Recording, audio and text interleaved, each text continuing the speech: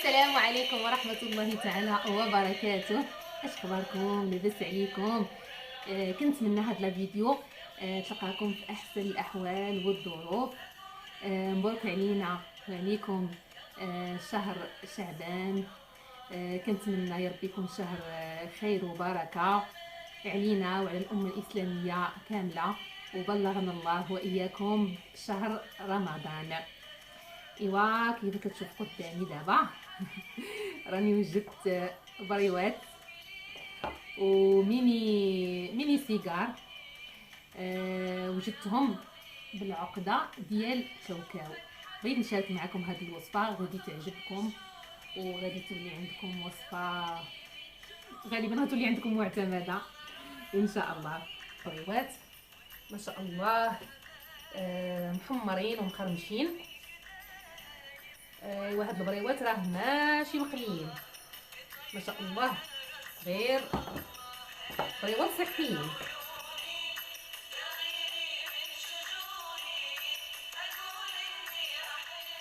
غادي نحل معكم واحد الوحيده، هما راه كيجيو مقرمشين كتشوفوا.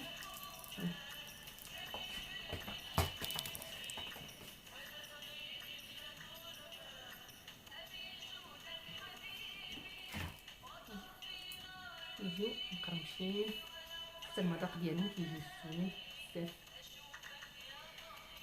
الا كنتو اول مره كتشوفوا القناه ديالي كنتمنى انكم تنزلوا تابوناو في لاشين وتخليوا لي دي لايك دي كومونتير، وكذلك الناس اللي هما ديجا ابوني كنتمنى ما تبخلوش علينا بلي لايك وبالتشجيعات ديالكم لمزيد من الفيديوهات. بسم الله الرحمن الرحيم، والصلاة والسلام على سيدنا محمد خير الأنام. أول شيء كنحتاجوه هو كيلو ديال كاوكاو اللي مسلوق ومفسخ. دهنته بشوية ديال الزيت ودخلته يتحمر على نار متوسطة مع التحريك المستمر. بعد مرور 15 دقيقة حصلت على هذه النتيجة، يعني هنا تحمر وخدا هاد اللون صفر، ماشي لون ماشي يعني ما يكونش محمر بزاف لانه مازال غادي يطيب. غادي نبداو نطحنوه الطحنه الاولى. المهم هاد العقده راه كتجي ناجحه من اول تجربه، غتجيكم ناجحه وزوينه. حتى بالنسبه للناس اللي عمرهم ما داروا البريوات راه غادي تنجح معاهم اكيد باذن الله. من بعد ما كملت الطحنه الاولى غادي نضيف عليه معلقه ونص ديال القرفه مطحونه، ممكن ديروا حتى ل2 معالق حسب الذوق. وغادي نضيف عليهم 70 غرام ديال الزبده خاليه من الحليب. هاد الزبده كنعوض بها الزبده نوازيت. المهم الطريقه ديالها سهله، غادي تاخذوا الزبده، انا كنستعمل الزبده ديال الاكل، غادي تذوبوها، غادي تكبوها في واحد القرعه وتخليوها حتى تبرد. في الحليب غادي ينزل لتحت والزبده غتبقى الفوق. احسن من الزبده نوازيت، لان الزبده نوازيت فاش كتاخذ داك اللون القهوي راه كتكون اصلا تحرقات، راه ماشي صحيه. المهم غادي ناخذ الكاوكاو وغنبدا نعاود ليه الطحنه الثانيه. هذيك 70 غرام غادي نحاول نفرقها على الطحنات. هنا غادي تستعملوها على حسب الكبر ديال الطحانه اللي عندكم. فهنا فاش كنطحن مع الزبده كيف كتشوفوا كيتطحن بسهوله وكتجي ديك العقده معلكه.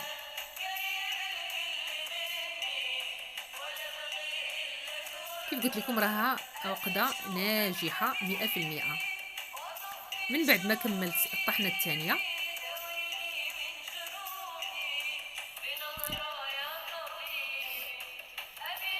غادي نفرغوا في واحد الاناء اكبر. غادي نضيف عليه 200 غرام ديال العسل. كيف كتشوفوا هنا ما استعملش سكر سنيده، ممكن تعوضوها بالسكر كلاصي. وكنحاول نمزج الكاوكاو مع العسل حتى الكميه راه كتلاحظوا انني استعملتها ناقصه، ولكن راه كيجيو الحلاوه ديالهم معقوله وكيجيو لذاذ وزوينين. وغنبدا نعجن بالمزهر، يعني استعملت تقريبا 5 المعالق ديال المزهر. هاد الكميه ديال المزهر كتبقى على حسب النوعيه ديال الكاوكاو اللي استعملته. كنبداو ندخلوها مع الكاوكاو بلا ما نحتاجو نعجنو فقط غير كندخلوها. الاشاره هنا واخا تجيكم العقده شويه كيف نقولوا مرخوفه، راها مزيان لان كاوكاو كيتشرب. غادي تغطيوه وتخليوه واحد 2 دقائق حتى يتشرب مزيان. شي هنا يعني تشربات لي داك الماء الزهر. الا جاتكم العقده ناشفه زيدوا الماء الزهر وتسناو واحد شويه، واحد 2 دقائق حتى تشرب مزيان. هذه هي النتيجه اللي خاصكم تحصلوا عليها، يعني العقده تكون لينه، تكون رطبه، تكون كطوع في الخدمه، يعني فاش كنشكلوها كي بغينا، وفي نفس الوقت راها ما كتلصقش في اليدين. ملي غتحصلوا على هذه النتيجه غتعرفوا بان العقده ديال الكاوكاو راها ناجحه. من بعد غادي نحطها في واحد البلاستيك غذائي. هنا ممكن توجدوها في الليل وتخدموا بها في الصباح، اولا توجدوها في الصباح وتخدموا في الليل. المهم انكم تحتفظوا بها في بلاستيك غذائي. من بعد خديت واحد ورق ديال المطبخ، بابي سولفيغيزي، درت وسط منه العقده، يعني العقده درتها بين 2 ورقتين. فهنا غادي نشارك معاكم طريقه سهله احسن ما تبقاو تكوروا وتعبروا، ومن بعد فاش تديروا الحشوه تبداو تضغطوا باش توصل للجوانب. هنا غادي نشارك معكم واحد الطريقه يعني سهله غادي تسهل عليكم الخدمه، وفي نفس الوقت غتجيكم البريوات مقادين قياس واحد، وغيجيكم القنيتات واصلهم الحشوه. يعني هاد الطريقه زوينه بزاف وكتسهل الخدمه. هنا كنبقاو نبسطو، خاصنا نحصلوا على سمك متساوي. الا بان شي بلاصه يعني سميكه كنزيدو نسرحوها بالمدلك حتى كنحصلوا على واحد يعني سمك واحد. ومن بعد كناخذوا واحد السكين وغنبداو نقطعوا اشرطه. الا تبعتوا هاد الطريقه غتجيكم البريوات ساهلين بزاف، وغتكونوا مرتاحين وانتم كتخدموا. من بعد نبداو نقطعوا مثلثات. شوفوا نتوما على حسب الكبر اللي بغيتوهم قد هذا هو القياس المزيان. بغيتو ديروهم كبار او صغر كتبقى مساله اختياريه. وشفتوا ما شاء الله العقده كيفاش كتقطع بسهوله، ما كتفرتت ما والو، يعني عقده ناجحه. من بعد انا خديت هاد القطعه هي اللي كنخدم بها لانها كتسربيني في الخدمه.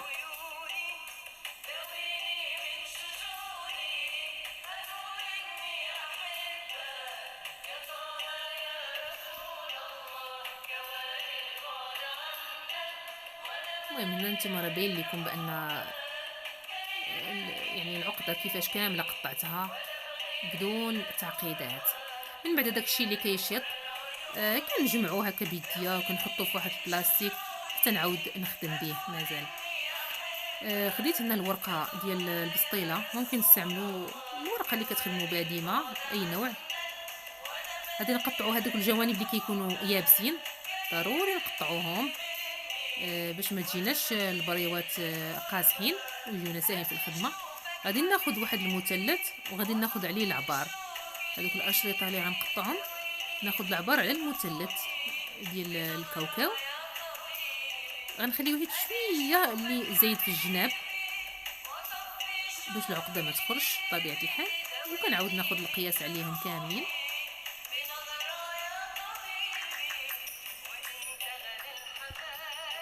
من بعد غادي نرشها بالزيت، يعني زيت نباتي. ما نرشهمش بالزيت والزبده لان الزبده غادي تهريهم ليكم. ففي هذه المرحله رشوهم غير بالزيت. وغنبدا نلف البريوات ديالي بهذه الطريقه. هنا كيف كيبان لكم الخدمه كتجي سهله والبريوات كيتلفوا بسهوله والقنيتات كاملين عامرين. يعني هنا كنخدم بشويه باش يبان لكم، فما كنحتاجوش نبقاو نضغطوا ونوصلوا الحشوه للجناب. هنا كنخدموا بواحد السهوله.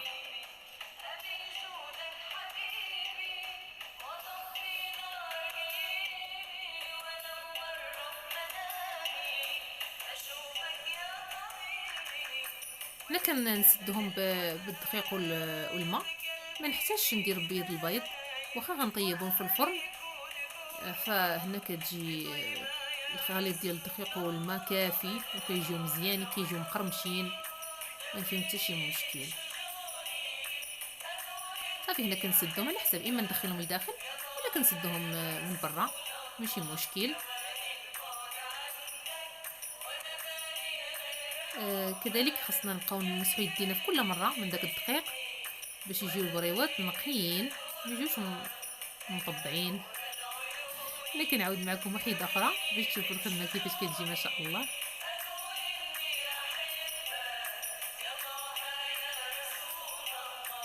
صافي هنا من بعد ما كملت البريوات غادي نخدم لي ميني سيكار، تما غنخدمهم بنفس الطريقه. درت واحد الاشرطه ودرت هذيك العقده على شكل حريبات رقيقين.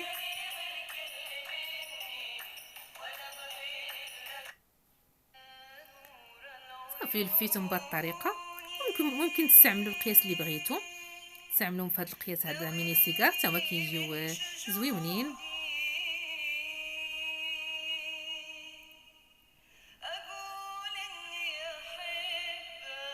او تستعملوا هاد القياس هذا.